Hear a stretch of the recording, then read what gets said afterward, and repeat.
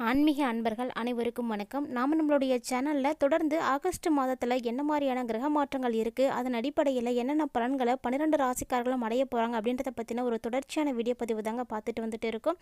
அந்த வரிசையில் இந்த பதிவில் பார்க்கக்கூடிய ராசி மிதுனம் ராசி. 12 ராசிகளும் 27 நட்சத்திரங்களும் கொண்டது தாங்க ஜோதிடம்.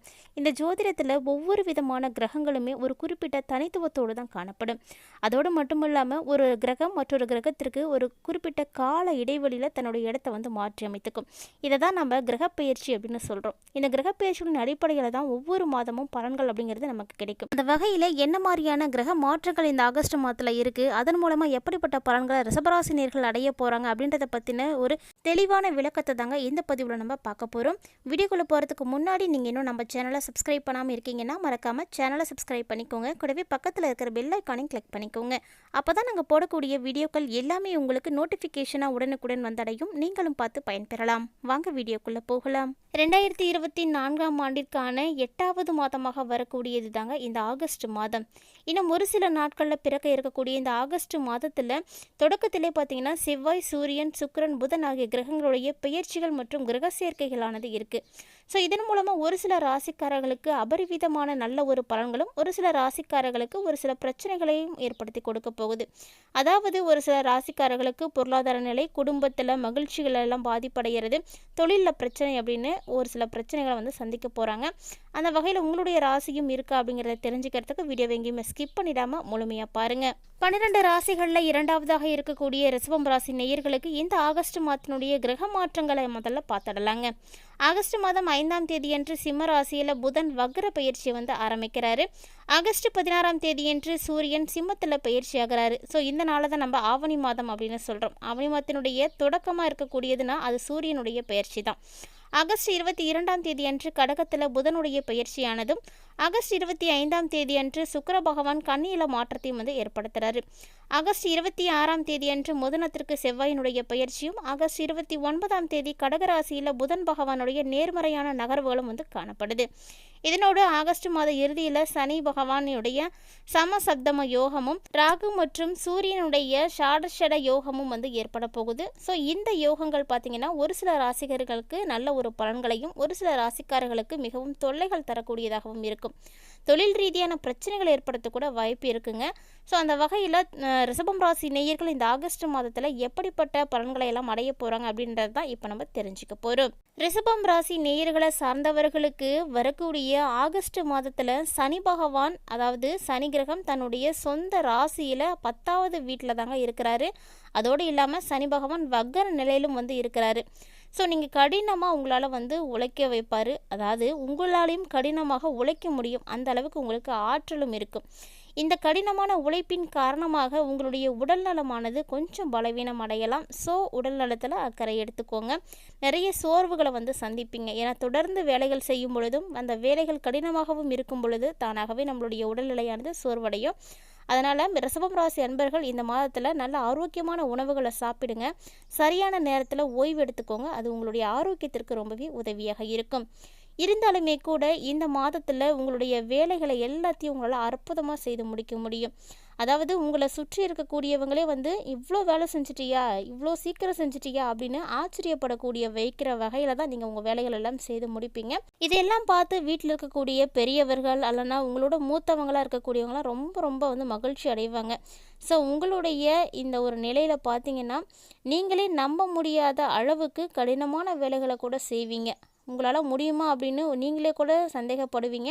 அப்படிப்பட்ட வேலைகளை கூட இந்த ஆகஸ்ட் மாதத்தில் ஈஸியாக உங்களால் செய்து முடிக்க முடியுங்க.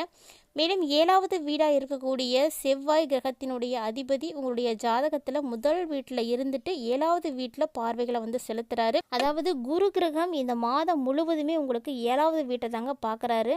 ஸோ உங்களுடைய வணிகத்தில் ஒரு குறிப்பிடத்தக்க அதிகரிப்பு, அதாவது முன்னேற்றத்திற்கான நிலைமைகள் என்ன இருக்கோ அது எல்லாமே உங்களுக்கு உருவாக்கி கொடுப்பாரு.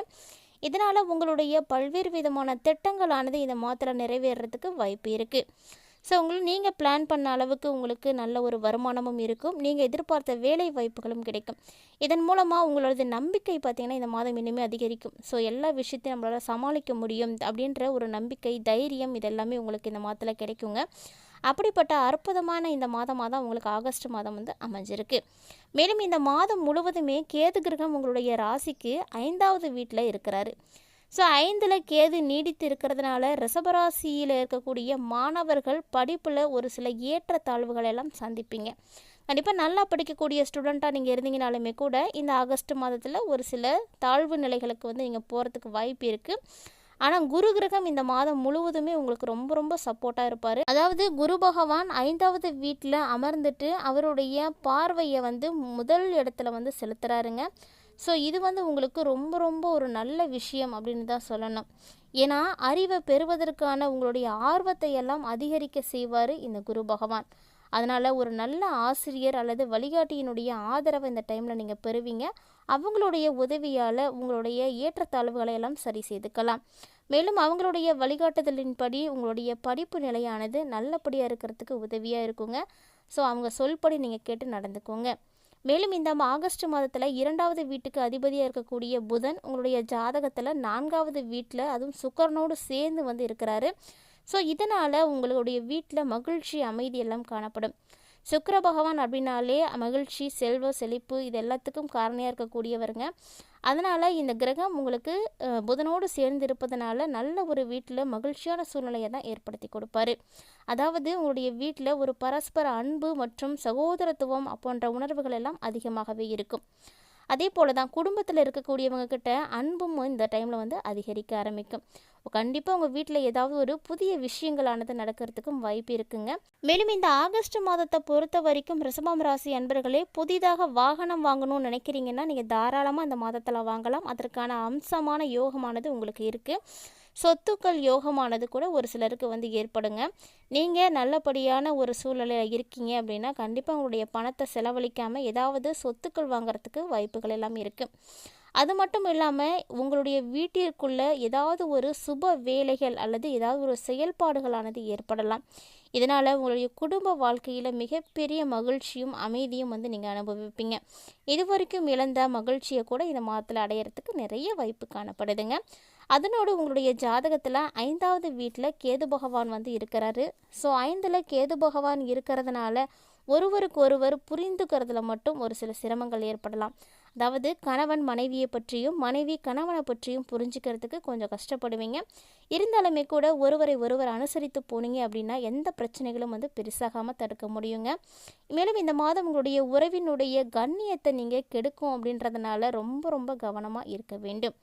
அதாவது உங்களுடைய உறவுக்கு இடையே தவறான ஒரு புரிதல் உணர்வுகளானது வரத்துக்கு வாய்ப்பு இருக்குது. ஸோ கேது பகவான் இது போன்ற விஷயங்களை ஏற்படுத்தி கொடுக்க தான் இருப்பார். நீங்கள் என்ன தான் உங்கள் காதலியை நீங்கள் நேசிச்சிங்கனாலுமே கூட அவர்களை நம்ப வேண்டும் அப்படின்ற ஒரு உறவில் எந்த விதமான தவறான புரிதலையும் வந்து ஏற்படுத்திக்காதீங்க. அதை தவிர்த்துக்கோங்க. ஏன்னா உங்களுடைய உறவில் இருக்கக்கூடிய கண்ணியத்துக்கு எடுக்கக்கூடிய வகையில் தான் கேது பகவான் வந்து அமர்ந்திருக்கிறாரு. இந்த மாதம் முழுவதுமே 7வது வீட்டில் குரு மற்றும் செவ்வாய் இணைந்து உங்களுக்கு மிகப்பெரிய செல்வாக்குகளை எல்லாம் ஏற்படுத்தி கொடுப்பாங்க. இவர்களோடு சேர்ந்து சனி பகவானும் தன்னுடைய 7வது வீட்டில் பார்வையை வந்து செலுத்துறாருங்க. ஸோ உங்களுடைய திருமண வாழ்க்கையில் பிரச்சனைகள் அல்லது கொந்தளிப்புகள் போன்றவை கூட ஏற்படலாம். ரொம்பவே கவனமாக இருக்கணும். இதனோடு மட்டும் இல்லாமல் இந்த மாதத்தில் உங்களுக்கு ஏற்படக்கூடிய மிகப்பெரிய விஷயங்கள் அப்படின்னா ஒருவருக்கொருவர் புரிந்து கொண்டு நீங்கள் கொஞ்சம் விட்டு கொடுத்து போய்க்கணும். மேலும் திருமண வாழ்க்கையில் மகிழ்ச்சியான தருணங்களை எல்லாம் ஏற்படுத்தணும் அப்படின்னா புரிதல் ரொம்பவே அவசியமானது. 3வது வீட்டில் சூரியன் இருக்கிறதுனால அரசாங்கத்துறையில் லாபம் உங்களுக்கு கிடைக்கும். மேலும் 11வது வீட்டில் ராகு இருக்கிறதுனால ஒட்டுமொத்த வருமானமும் வந்து உயர்றதுக்கு வாய்ப்பு இருக்குங்க. ஸோ பொருத்தமான பணம் உங்களுக்கு கண்டிப்பாக கிடைக்கும். 12வது வீட்டில் அமர்ந்திருக்கக்கூடிய வக்ரசனி செலவுகளை எல்லாம் கட்டுக்குள்ளே வச்சுருக்கிறதுக்கு ரொம்பவே உதவியாக இருப்பார். இதனால் வருமானத்தை சரியான முறையில் நீங்கள் பயன்படுத்திக்கோங்க. நீங்கள் உங்களுடைய பணத்தை வீட்டு அலங்கார பொருட்கள் மற்றும் அதிகமான ஆடம்பர பொருட்கள் போன்றவற்றையெல்லாம் தேவையான விஷயங்களுக்காக செலவீடு செய்வீங்க. அதாவது வீட்டுக்கு தேவையான விஷயங்களுக்காக நீங்கள் செலவு செய்கிறதுக்கு வாய்ப்பு இருக்குது. மேலும் உங்களுடைய ராசி அதிபதியாக இருக்கக்கூடியவர் சுக்கிர பகவான் 4வது வீட்டில் தங்கி சனியின் பார்வையோடு இருக்கிறாரு. அப்பப்போ சின்ன சின்ன பிரச்சனைகளை வந்து நீங்கள் சந்தித்து தான் ஆகணும். இதனால் உங்களுடைய நேரம் வந்து செலவிட வேண்டி இருக்கும். மேலும் ஆகஸ்ட் மாதம் 16ஆம் தேதிக்கு பிறகு சூரியன் மற்றும் சுக்கிரனுடைய சேர்க்கையானது இருக்கிறதுனால உடல் ரீதியான ஒரு சில பிரச்சனைகளானது ஏற்படலாங்க. ஸோ கவனமாக இருந்துக்கோங்க.